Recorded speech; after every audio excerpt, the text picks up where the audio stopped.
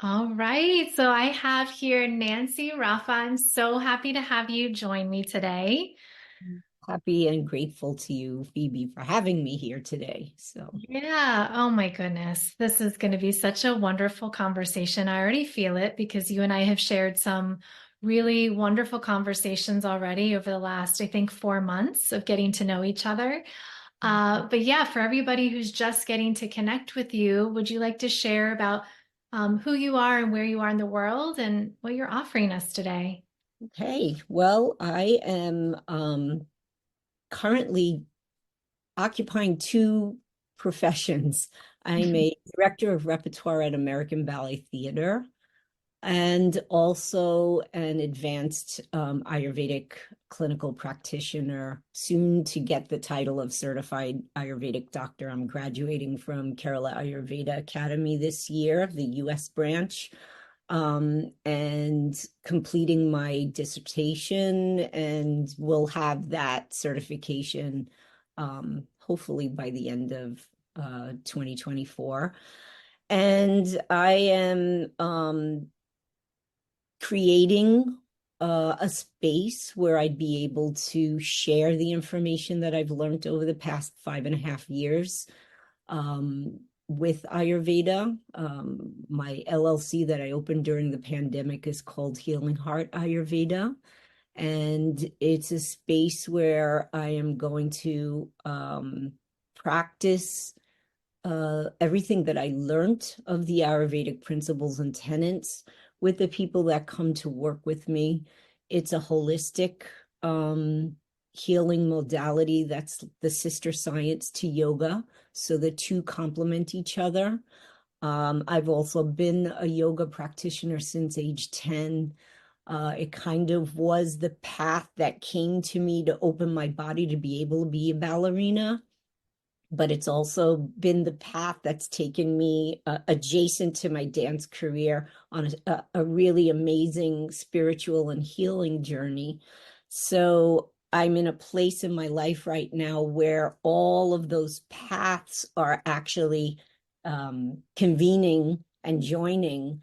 And all of the knowledge and learning that I've had on the yoga path, on the spiritual path, on the dance path, on the healing journey. There's many, many things that happened in my life that I went on my own healing journey, physically, mentally, spiritually, and also as a caretaker. All of those are merging, and I want to be able to take all that knowledge and use it to support other people in their healing journey, whatever that may be, whether that's on a physical level, a spiritual level, emotional level. All of it is connected, interconnected. And I've studied intensely in the Ayurvedic path, in the yogic path, and being able to take all that information and combine it together to help a person understand how to become balanced and whole again. Mm. So that's where I'm at right now.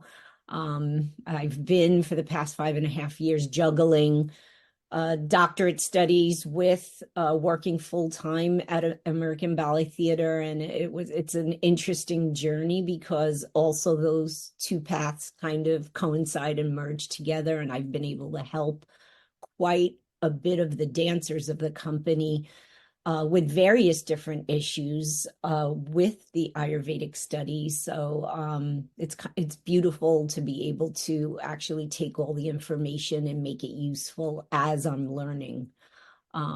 So yeah, that's where I'm at right now, and putting together my first Ayurvedic yoga healing retreat, where I want to bring people back to Kerala, which is the motherland of Ayurveda. It's the place in India that's preserved the ancient Vedic study of Ayurveda and passed it on for thousands of years. It's more than 5,000 years old, and passed it on from generation to generation of Vaidyas, or doctors. I had the good fortune of doing most of my internship hours, more than 1,000 hours of internship in India, shadowing some of the most revered Ayurvedic specialists in the field. And I want to be able to bring people to that area where the energy of the knowledge is so strong and the actual practice of the knowledge is revered and honored and super respected and followed just as the ancient acharyas or teachers taught it. And I want to be able to give people that opportunity to have an authentic experience with Ayurveda, as well as an introspective opportunity to work within themselves with yoga. So the retreat will combine yoga and Ayurveda, the two healing modalities, through Pancha Karma and the Ayurvedic aspect, through daily yoga practice, meditation, and pranayama, through the yoga area. And then there'll be some specialty classes that will help the person process the information that they're experiencing with knowledge, mental knowledge about the two aspects of what they're experiencing. And then some fun excursions just to share the culture of that area, because it's really rich. It's beautiful and rich. And there's a couple of excursions that I'm putting together towards the end of the retreat so that people will get to know a little bit more about India and people from India and their big hearts and their generosity. So yeah, that's what I'm working on right now. That was so much. And I'm grateful that you shared all that. And I have so many questions. And I definitely want to come back and dig more deeply into this experience that you're creating for your retreat. But I'd love to go further back to your story. And Yeah. you said, which piqued my interest, that you started practicing yoga at 10. And that's what really prepared you, as you said, to become a ballet dancer. Can you speak into that journey a little bit more, what that looked like and felt like?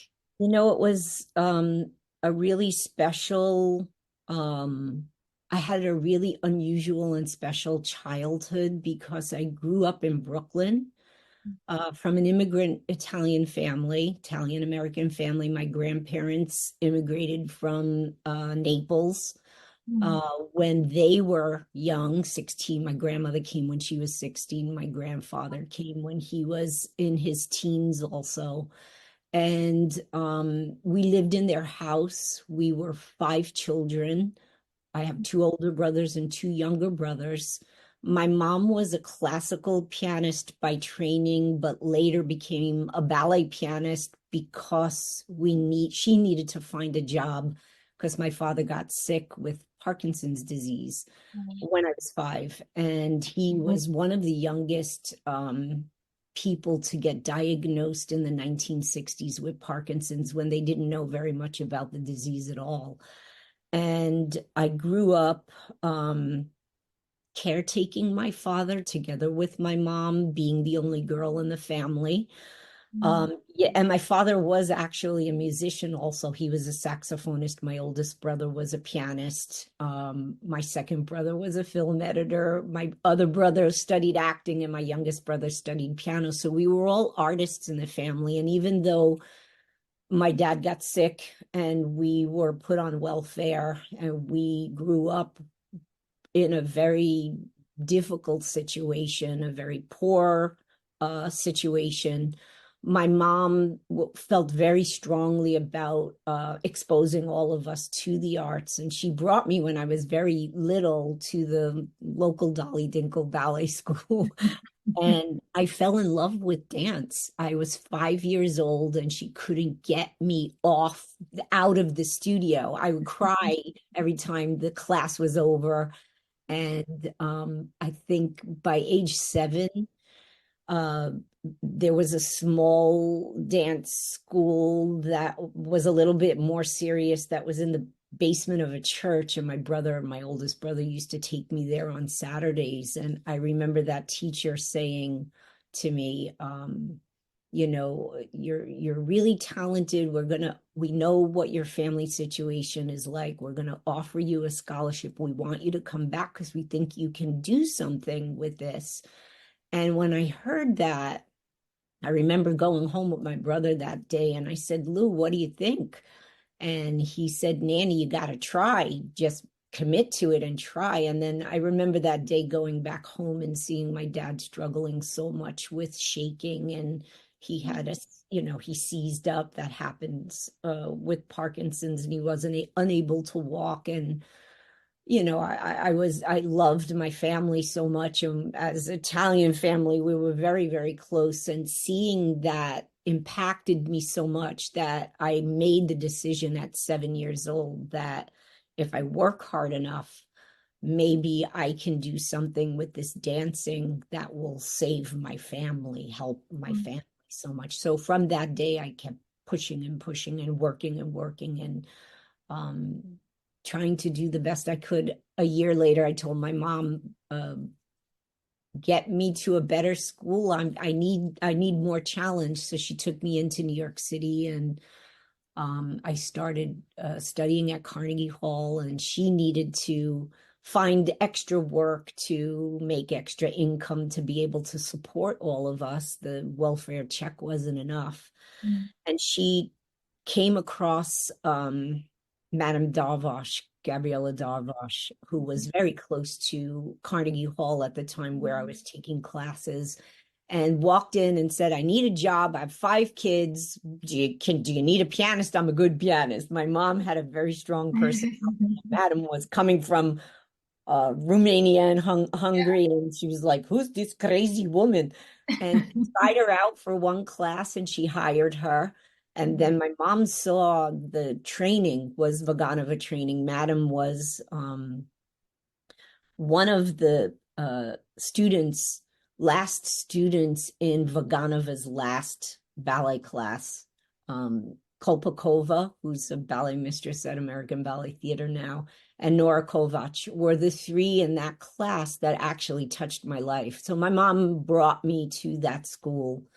And Madam also supported whatever talent she saw in me, but she said, you have to retrain everything, but I will help you. And at the same time, Nadia Comaneci was coming up in the gymnastics world, and I was looking at that on the TV, and she was Romanian. My teacher was Romanian, and it was such an inspiration. I wanted to be like Nadia, so I listened to everything that Darvash said. And at Madam's school was other 2 Romanians, Giulio Horvath and Jetta Constantinescu. And Giulio is who really, Madam influenced my ballet training, but Giulio and Jetta actually opened the door to my whole path of spirituality. At age 10, they took me aside and they saw the difficulties I had with my body. It wasn't an ideal body for ballet. I had tight hips. I didn't have natural feet. I had a short neck at the time. And they said to Madam, let us work with her with the knowledge we have, and you work with her with the ballet knowledge. And then they took me in their apartment and sat me down on the floor and introduced me to Hatha Yoga. Wow. It was unbelievable. So I didn't understand what they were doing. I just knew that if I listened to them, then my body would get better. Yeah. Later on, as an older teenager, young adult, I started to read and understand that there was a much bigger aspect to yoga that I didn't have enough knowledge or not knowledge enough in. And that made me want to go to India and search many Eastern philosophy paths. But it was the 10-year-old girl that just trusted these adults and said, teach me. And I experienced what happens in the body, in the mind, in the energy with practicing yoga at that early age. When you're young, you're kind of like an open book. You don't have any preconceived notions of blockage or fear. So I just had that experience as a child. And that became a discipline that followed me every day for the next, I don't want to say how old I am, but the rest of my life. So I Yeah. don't think there's been a day in my life where I have not connected somehow with yogic practice. If I don't have the time to do the whole physical routine, I'll do some internalization or I'll do some pranayama, but that became a way of life. And without that, I could not have done my dance career. So Mm. that was, and then growing up with a sick father and being a dancer, even at age 14 and 15, if I had something hurting or something that was not okay with myself, I looked for holistic routes. I had my first acupuncture with Julio. He was an acupuncturist. He put like 2,000 needles in me at one point to open up all the nadis. Yeah. And then try the routine and see how you can do. And I was like, oh my God. But at 14, those were the massage and acupuncture and meditation and all these different healing modalities I started experiencing from a very young age. So, and seeing the effect of allopathic medicine on my dad and how quickly he was degenerating and deteriorating in every sense, physically, mentally, emotionally, psychologically. From a very young age, I decided that I would not take any drugs, anything synthetic. I trusted the more holistic way of approaching things. So that was established in my childhood and teenage years. And just the older I got, and as life started happening, those lessons became intensified. For example, going through my first major injury was actually the injury that ended my career prematurely. Yeah. Um, Brought me into, when you hit rock bottom and you can't use your body and you're going through clinical depression and you lose your a whole identity. That happened when I had my hip injury that ended my career, but it also opened up a door to learning about why I got to that place, and how being a child prodigy, and trying to do things in my life that I wasn't ready for, or prepared fully for emotionally and mentally and psychologically, spiritually. Being in the dance world is difficult.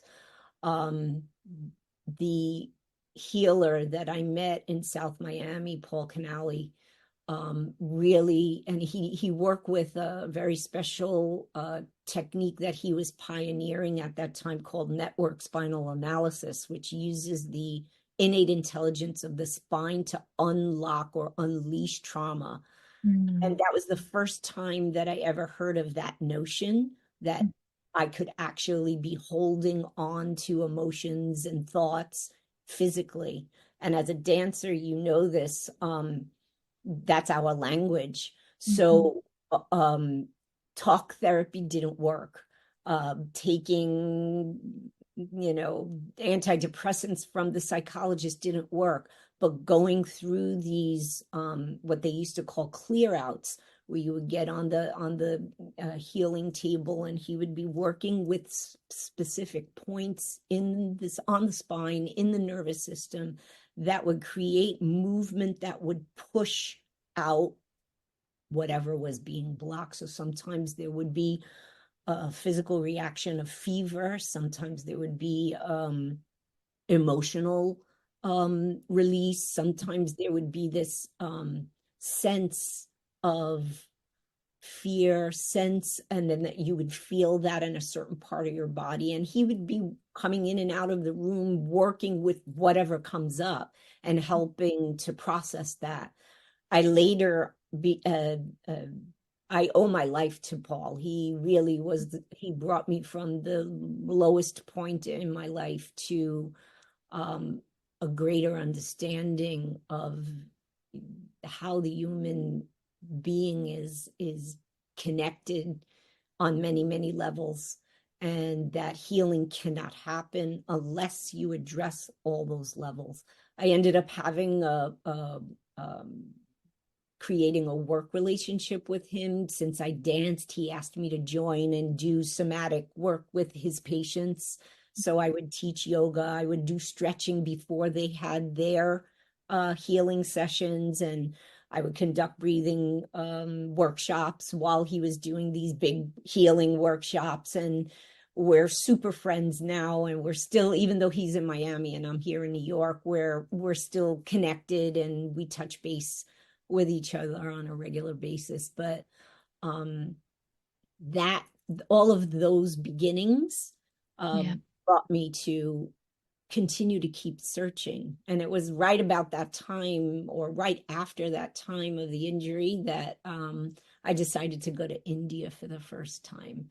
And Mm. after that India trip, I wanted to find an ashram and a real guru and a yoga center. I found nothing, none of it. All of it was incredible Oh, experience. I that's did interesting. all this northern India Okay. travel. We saw incredible things, but I didn't find what I really wanted to find there. And we Mm. ended up going to the holy city of Varanasi the very last day. Mm. And in Varanasi, first of all, it's a city where you feel like you go back in time 3,000 years. Mhm. The history and the intense energy of spirituality and faith in this notion of um, love of the Ganges River, the belief that being in that water and in that space with that energy, healing can happen. And if you are very sick and you go there and leave your body there, you can have direct liberation. That the intense faith that I saw, I didn't understand it. I didn't understand where it came from. Mm. But it just overwhelmed me. And I was like, oh my God, what is this? So the last day we took a boat trip on the Ganges, and we went through the banks of Varanasi. And the little boy driving the boat said, Madam, take this. It's our tradition to light the candle and put it on Mother Ganges and ask an intention or a request. So I prayed that the universe would bring to me a teacher that could explain everything that I was witnessing. And Mm. I went back home the next day. My best friend came to talk about the trip and find she also is into Eastern philosophy and so many things. And I told her all the experience, but I told her I was disappointed because I didn't find what I was looking for. And she goes, Mm. well, maybe I can help you. And I'm like, oh, I don't understand. So she gave me a book. She said, read this. And if it resonates with you, let me know. And I think I know how to connect you to the teacher you're looking for. Mm. So I took the book. It was Autobiography of a Yogi. Yes. Um, I don't read quickly, but I read that book in a day and a half. I couldn't Oh, put it down. wow. And it was just one incredible spiritual journey after another in that book. And I said, okay, Carmen, bring me to the teacher. So she brought me to a lecture first Mhm. about Kriya Yoga meditation, and then took me to the ashram in South Miami. And she was right. The teacher I was looking for was there. She introduced Mhm. me to Swami Vidishananda, who initiated me back in 1999 into the ancient method of Kriya Yoga meditation. And I really do feel like I was guided there. And I have not looked back since. I've been studying with him since then. And I'm mentioning this story. It's a kind of long story, but he is really who introduced me to Ayurveda Yeah. and the basic tenets of it, and giving me different potions and different combinations of things while I was studying and practicing meditation with him. Um, and then years later, when I reconnected with him, he embellished the studies with his disciples on Ayurveda. And in the middle of that time, my brother and mom got very, very ill. My brother was diagnosed with stage 4 cancer. My mom was suffering from a severe COPD and crippling of the body, knee degeneration and hip degeneration, and she couldn't walk anymore. She became extremely heavy and wheelchair bound, and I ended up being caretaker for both of them. Wow. And going through the cancer journey with my brother made me see another um, um, way that Ayurveda can be an incredible support to someone. When he was diagnosed, I was the first one in the family that he told, and he said to me, I'm going to die. I Mm. need you to help me. And I was like, first of all, Lou, we're all going to die. Mhm. So I don't know when that's going to happen. I could die tomorrow before you with the cancer, getting Mhm. hit by a car. And I don't know where that came from, but it came out, and it calmed him down. And he said to me, no, but I know that you're involved with so many kinds of holistic. My Mhm. intuition is telling me if I only do the chemo route, I'm going to die very quickly. But if Yeah. I could get help, um, maybe that can do something and prolong at least my life.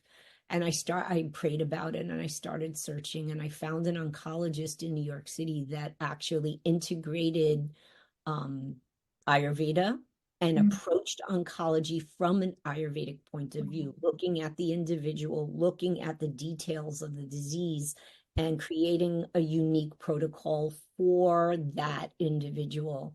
And he had many success stories with super difficult cancers, pancreatic cancers, people surviving 20 years, and Wow.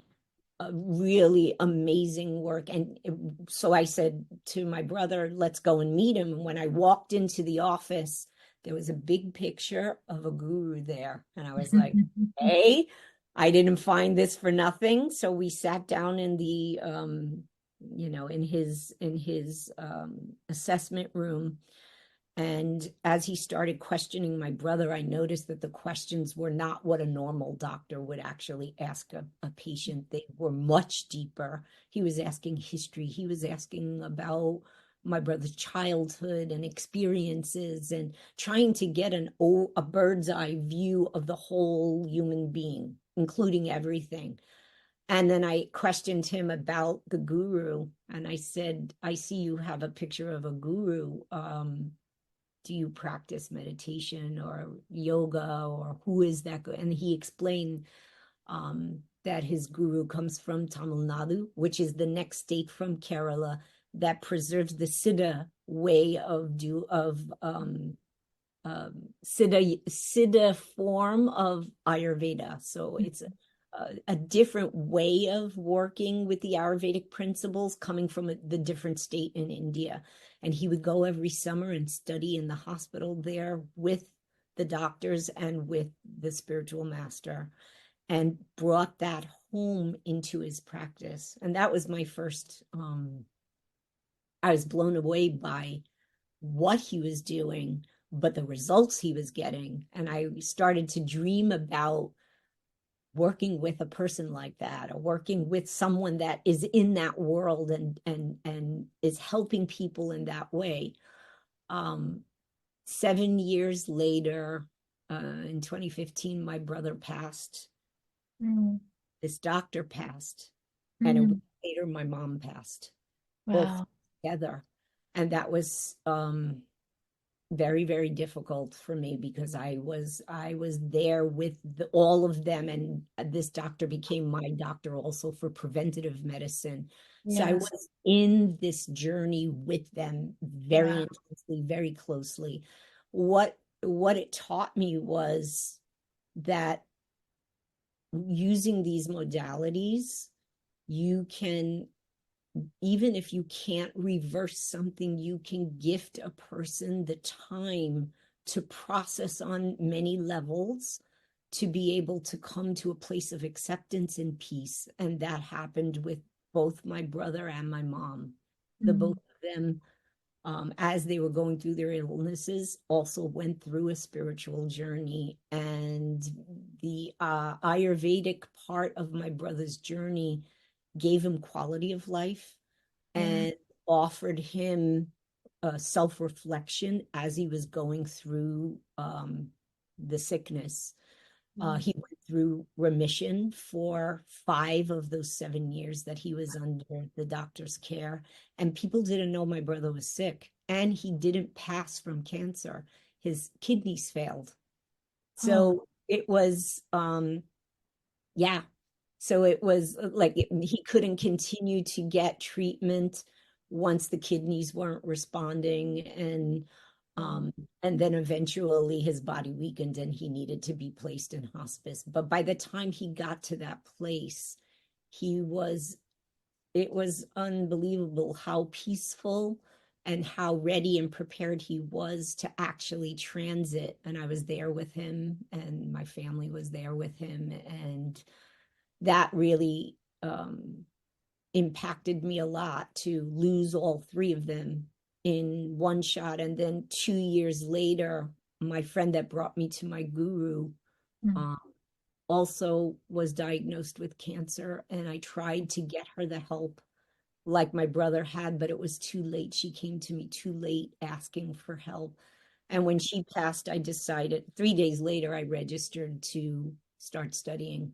And I didn't know where it was going to lead me. I just said, okay, I just need more knowledge. And I don't know how I'm going to do this. I don't know how I'm going to pay for it. I don't know how I'm going to do it time wise with my job at ABT, but I have to do this.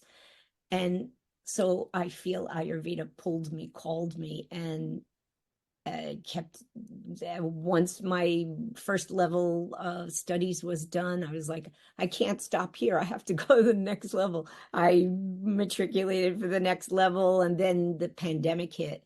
And when the pandemic hit, for me, it was glorious time because it gave me so much time to dive into the studies, be with my books, and you know, I finished the practitioner level and opened up the door for me to go on to the doctorate level. And that was it. I kept going, yeah. and been an incredible learning journey.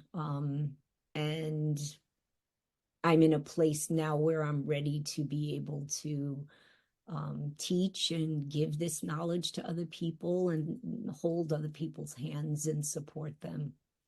Yeah. Oh my gosh. Thank you so much for sharing all of that. And I mean, I just kept feeling like this is all divinely guided for you. Like from that period when your father was diagnosed and you made that vow to, work really hard as a dancer, fill in that dancer with Ayurvedic practitioner. Little did you know about that at the time, but you were determined to save your family. And in Yeah, a lot of ways you did. You were thinking your father, but years and years later was your brother and your mother later. And it just feels so divinely guided that all of these karmas, these lessons shaped your dharma, right? Like your purpose. And it's like people, my dance career was very odd because it started out looking like I was going in the direction of being this like super incredibly famous ballerina. And then one thing happened and another thing happened, yeah, and everything just went like this with the career. But what seemed to be destruction and a death in one area opened up and flowered something else. And at a very young age, at age 20, I said, this is not where I thought I would be, but I just thought I have to trust and I have to have faith that um, there's something else guiding me and this is happening for a reason. And I keep going with that thought. This is happening for a reason and I can learn something from this. Um, what's and it taught me what is truly important. So dance world is like this love-hate relationship. yes, it, and especially I wasn't prepared emotionally for being in in the company environment I was thrown into at age 15. But it taught me so many deep, profound lessons that if I had to go back and do it all over again, and someone said, okay, now you're going to be a famous dancer, I would say, no, I don't want that. Mm-hmm. Because I would have never lived these other unbelievably important experiences and lessons. And so I still am connected to the dance world and I'll always love it. Mm-hmm. But I feel like um, everything that's happened to me, I have another calling to reach as many people as I can, to support them in the so many different areas that I've gone through experience. Maybe one aspect of what I've gone through will resonate with another person, and I'll be able to share my experience and knowledge with them, and maybe that will help them, support them, learn and grow where they need to. I'm very, very conscious that um, as a teacher, as a healer, as a guide or a mentor, we're just vehicles Mm-hmm. for information to go through. And there's another energy that's working, and that is we are those vehicles for that energy to go through to reach other souls.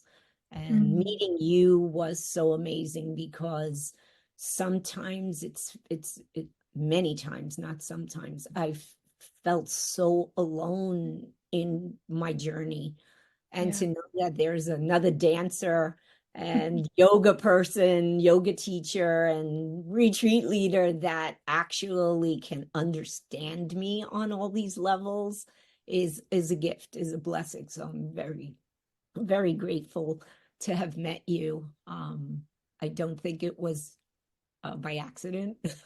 I don't either. I mean, I truly feel that, before you just shared your whole story, but I won't take up time to share my story, but I feel so many parallels, very different storyline, but Mm, similar energy of being guided with dance as this way in to the spiritual journey that I didn't even know existed when I was 7. And yeah, so I know you're going to get my book and you'll get to read it and we'll have a nice cup of tea and talk oh, sometime in person. But yeah, it's so, and when you were just speaking about you being an Ayurvedic practitioner and a healer and a guide and a mentor and being that vessel, I'm also thinking how dance also prepared you for that, right? Because as dancers, as artists, we are that vessel, our bodies are that vessel to express what can't be seen or expressed through words. Like you and I were talking about that before we pressed record, right? right. Like we don't know how to use these words sometimes, but we Yeah. use our body. And so it almost like created that scene for you too, to understand energy and how to use your body as a vessel for that expression of emotion, but then also here as a vessel for healing others and serving others. So it's really beautiful too to see that, how dance prepared you for this world of yours. I think And this is amazing. Any discipline like dance, gymnastics, yoga, that you dive so deeply into using the body in such an extensive way. The yeah. internal experience is the teacher. And Hmm. if you go through that experiential learning, you have a much better understanding of how to walk with someone, um, because of the experiences that you have. You can kind of guide them and walk with them and work with them because you've gone through the journey. You've gone through, Hmm. yeah. And in talking about experiential, you're actually creating, you as you mentioned at the beginning, you're creating this experience for others to walk through a similar path that you did in India. And Mm. I would love to speak into that a little bit more, how you're organizing this retreat later this year. But but starting with that journey, because you said you went to India and you felt called not just to that first time where you went to look for your guru, but then you also felt called to go there to study. And I would love to hear a little bit more about who you ended up finding there in India and that Ayurvedic path that you took and why you're bringing your students back there to have that experience. Yeah. Well, yeah. So the experience going to India in these past 2 years has been super life-changing. I'm very fortunate to have discovered Kerala Ayurveda Academy US. They're a branch of Kerala Ayurveda, which is a very, very revered, long-standing establishment in the Ayurvedic world in Kerala, India.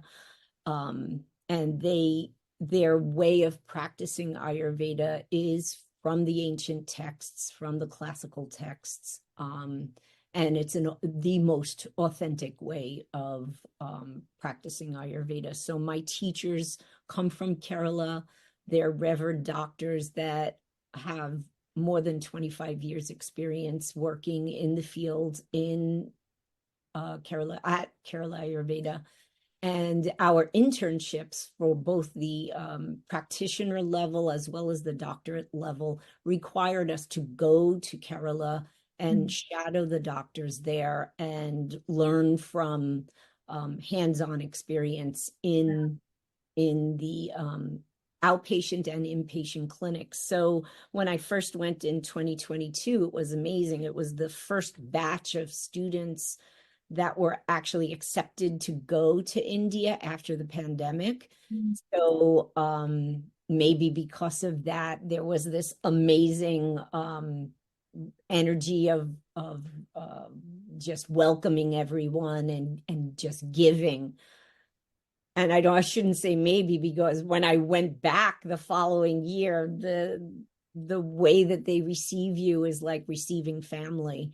And the way that they teach you is with this reverence of loving and honoring the information, the knowledge so much that they also believe it's sacred knowledge, and that it's not any one of us human beings to own it, but it's to pass it on from generation to generation. So the generosity with which they teach and with which they share their patients' cases, the information that they learned through their experience, years of experience, through being actually present while the body treatments are being performed. It was life-changing. And then actually being a patient while you're studying, I was experiencing what I was actually observing, on some days observing and then having my own experience of receiving. It was just such an incredible experience on every level. And the detail to how they put together a protocol, and seeing how they make all of the herbal formulations, which come from organic forests that are virgin forests in Kerala. Most of the herbs are growing there naturally, and the medicinal herbs that are untouched, unaffected by any pollutants or preservatives or pesticides. I mean, we went to the factory where they make everything, and we learned how they make everything, and we had to actually make it ourselves. So yeah, the way of learning is how I learned dance, from one master to the student. And it's how I started learning yoga, from Master Giulio and Jetta to my guru. And then Ayurveda, I felt I was blessed with learning from master doctors, master Vaidyas, and them so openly and generously giving us this authentic knowledge, and just learning and absorbing. I did my two major internships at Kerala Ayurveda in Kerala at the Health Village.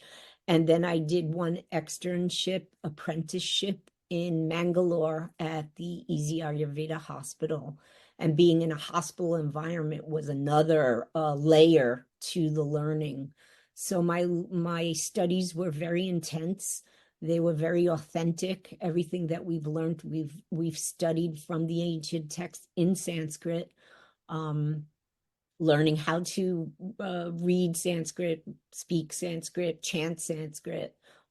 It's a sacred language with a very special vibration, and we approach the learning from not just a intellectual point of view, but also from a spiritual point of view. We start every class with an invocation, asking for blessings, asking for guidance. And it just has brought together all of my experience with yoga and with my spirituality and meditation and spiritual searching and healing. It's kind of is the part of the puzzle that just is connecting everything. Yeah. And I was so I had so many insights and so much on a physical level. I felt so much transformation and so much healing from combining the authentic Pancha Karma Ayurvedic treatments with daily yoga practice and meditation practice and pranayama, that after being there for 3 weeks to 1 month, I felt completely transformed. I Yeah. had insights about myself, my journey, my life. I connected with people there in a way that made me feel like I was home. Mm. I came back with so much confidence because I was actually witnessing the results of what I was studying in the textbooks. So it was just such a transformational energy, and I felt so at home there and so inspired and motivated that when I came back, I was like, I want to share this with everyone. I want everyone in the world to have this experience because it was so amazing. Yeah. Um, so I just this year, now that I'm coming to the end of my studies and my graduation's coming up from the doctorate program, I decided that I would take a crack at putting together a healing retreat. And Mhm. I did put together a plan to connect or combine Ayurveda with yoga. It's Mhm. called Harmony Haven, and Mm. Ayurveda and yoga healing wellness retreat.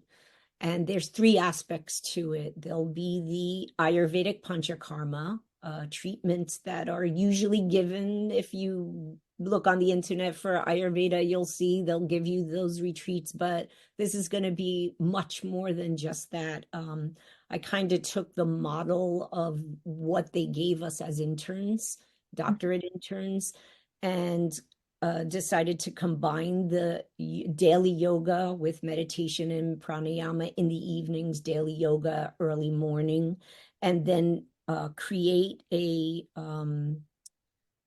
specialty classes for an educational aspect so that while the people are going through their healing through the panchakarma and their healing through the yogic practice, they'll have information about how to create a yoga practice according to their specific constitution, their dosha.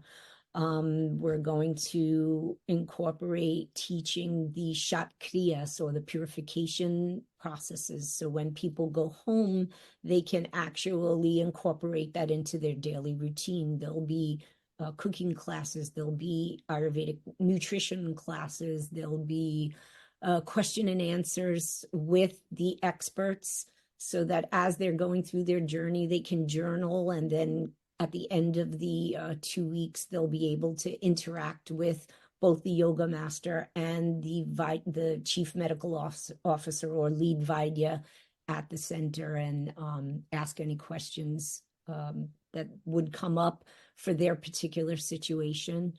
They'll have yoga therapy, private yoga therapy work if they choose that they need that. The yoga master, who's also very experienced yoga therapist, and also a very experienced Pancha Karma therapist. He's an expert, 20 years of experience, and expert in all three fields.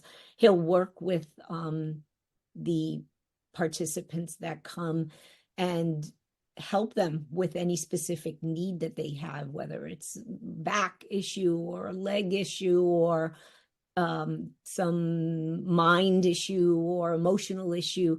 He will work with them as a one-on-one as a yoga therapist and give them a personalized plan. And then at the end, they'll have a personalized plan to take home. And I'm hoping to be able to follow up with the participants of the retreat and support them when they come back home so that they don't lose what they gain while they're on the retreat. Yeah. I think that's such an important aspect. I mean, I've been hosting retreats for 10 years, not Ayurvedic retreats, but just, spiritual and wellness retreats in general, primarily yoga. And the one piece that it is we've had this very transformational experience, and then they go home and it's now what? And it's very easy for them to fall back into their old patterns. But what the Pancha Karma is really doing is rebooting their system, right? And you're giving them those tools live during that retreat to take with them right away to implement when they go home. And I think that's really, really important. It's why I decided to do those type of classes. So because my hope is that not only does the person have this transformational experience, but that they're also taking the knowledge with them, or a good amount of knowledge, what's necessary for them to be able to maintain it. Yeah. So who would benefit most? I mean, you kind of spoke into if they have a back injury or if they're, they have certain ailments that they wanted to treat, but who would be the ideal guest for this experience? Yeah, the ideal guest for this experience would actually be anyone who's open to learning, to experiencing deep transformation, who's willing to go inside and allow change to happen. I don't want to label, a dancer would be good, or a yoga practitioner, or a teacher would be good, or anyone that is willing to be open to a healing experience, a learning experience, and going within and taking a moment, a pause in life to be able to feel themselves and experience themselves in a way that doesn't have noise and chatter and stress and trauma and activity distracting them, who's willing to actually be an open book and discover new things about themselves, new things about health, experiencing other human beings. India has a really special culture, and especially in Kerala, in this area where I want to bring them, in particular at the health village, the people that work there are first human beings, and they're from the man that cleans the floors to the gardeners, to the ladies that take care of the housekeeping, to the cooks, to the doctors, to the therapists. Everyone is there in the spirit of being of service because they honor and love this sacred science. They feel devotion to the gifts that were left to us by the rishis, or the famous teachers of the ancestors. So there's a reverence, there's a deep love, and there's a generosity of spirit that just makes the whole environment so conducive for healing and so conducive to find peace and be still. Mm. Um, and I want to share that with people. It's a very unique experience. It's a very unique place, but you Yeah. need a particular kind of person that's willing to go there with you, right? If people are expecting to do a touristy kind of retreat or just a feel good kind of retreat, Yeah. then they might go and feel disappointed. But if you're really open to a new experience that's going to give you a new perspective on your life and give you tools to perhaps transform your life, then this would be something perfect for you to go to, because it's a beautiful place. It's a loving place. It's safe. Um, and the expertise in these different areas are incredible. I Mm. really, Yeah. really have so much respect and honor for the people that work there. Well, I could just feel the passion that you have around it and your belief in it. And two of the things that I kind of heard as you were speaking throughout our time together was almost like if there's somebody out there who's tried maybe everything and it hasn't quite worked yet, and they are just in this sense of deep surrender and being open to something like Ayurveda, if they've never heard of it before and very curious and leaning in to this being a possibility of a new path, like you opened up so graciously to over the path of your life. Um, and yeah, I think that I will definitely be sharing it to the world, because I know I haven't personally been there, but I know from just listening to you and how passionate, like I said, I can just see it. It's oozing out of you. And you are really, truly walking that talk, Mm. right? This isn't just some random place that you found. You really, truly believe in what they do. Like you said, everybody is there to be in service, which is such a gift. And Yeah, the other that I was, you don't yeah, see that. You don't yeah. see, it's And yeah, and find somebody very genuinely giving because they feel that's their dharma. That's yeah. their calling. Yeah. And what you were saying about finding me, and you felt like you were so alone on your path in some ways. There's, the person who might feel like they've gone this journey alone, and to have that beautiful container of that time and space in India that you're going to hold so beautifully for them, and the center will hold for them too.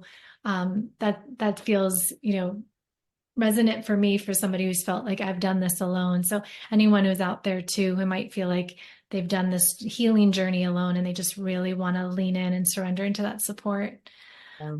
So Nancy, is there anything else that you like to speak to before we wrap up that I didn't get to ask you today? Um,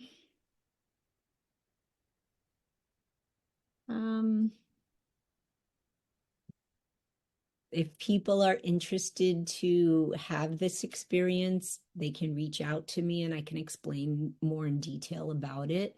I don't want to take time on the podcast to mention all of the things that are part of the retreat, but um, it's quite all inclusive and at a very reasonable cost. And the value I'm hoping people will understand for all that is being included in it. So yeah, I can go through those details on an individual basis with the people that would maybe feel that this resonates with them. Yeah, I think, you and I walked through the process of pricing it out, and I think it's very, very generous what you're offering for the investment that it is. And there are, Honestly, if I could just bring everybody with me, I would, but course. Yeah, that's how I feel too. I was like, I just would like to pay you all to come, because yeah, but unfortunately that's not how the world works these days. But we have it priced in a way that there's many different tiers, right, to experience it. So we will have the link here in the show notes. yeah, I am working on the flexibility that if people can't be there for a whole 2 weeks, that we could adjust it or customize even the retreat to be 10 days. I'm well aware that people have busy schedules and it's hard to get away for a 2 week period. It was planned as a 2-week retreat because the maximum benefit you can get from a Pancha Karma treatment is if you have minimum 10 days. So wanting to add on a cultural experience on top of the healing experience and all the classes, and I extended it to being 14 days, but if people can only spare a 10-day period, then especially I can work with the doctors there to customize the Pancha Karma so they get the goal is that the people get the maximum experience of healing that they can in that time frame. Yeah. And so we will have in our show notes here on your page the link for your website and everything with all the details and the pamphlet that you have. But yeah, we didn't cover the most important thing with the dates. When are you going?